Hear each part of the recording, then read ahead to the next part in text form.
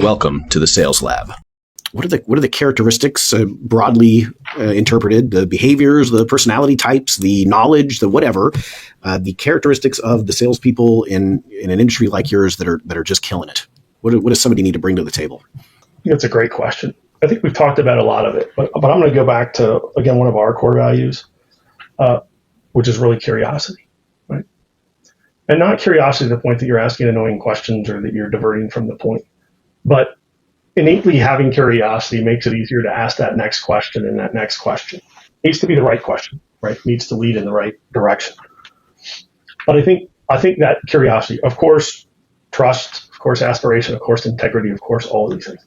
But I really think it's the curiosity to say, hey, and that's part of what makes taking all those no's, easier, is that, hey, there's other opportunity out there. So of course, optimism we talked about, but curiosity to say, hey, I want to learn about these businesses. I want to learn how we as a company and how I as a salesperson can help my customer as an individual in their company and their company as a whole, right?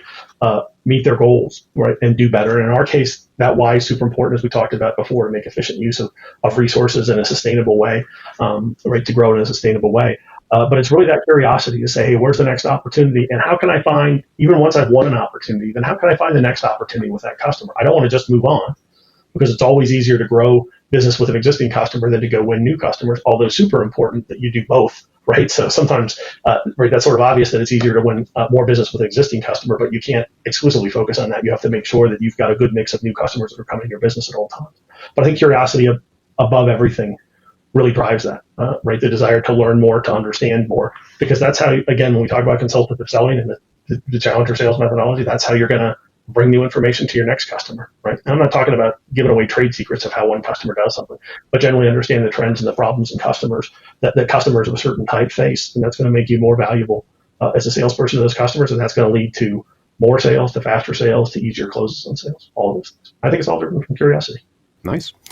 Yeah, we have one of the recurring research projects that we do with a different cohort of companies every year.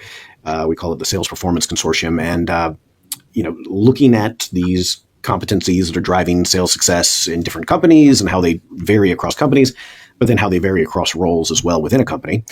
And one of the things that pretty consistently comes up is this curiosity issue. So I appreciate that's been reiterated here. And it makes sense, right? It's hard to fake interest. It's hard to fake caring. You either want to know the answer to this question, you either want to dig a little bit deeper and directed toward the customers, but also to underline everything that you shared earlier. Other solution partners, other vendors, other things that we need to be curious about to know how to really solve problems for our customers. So yeah, I think that makes sense. Absolutely. I think it also leads to continuing education and continuous improvement, right? You always want to be learning more through your whole career, and curious people just do that naturally every day.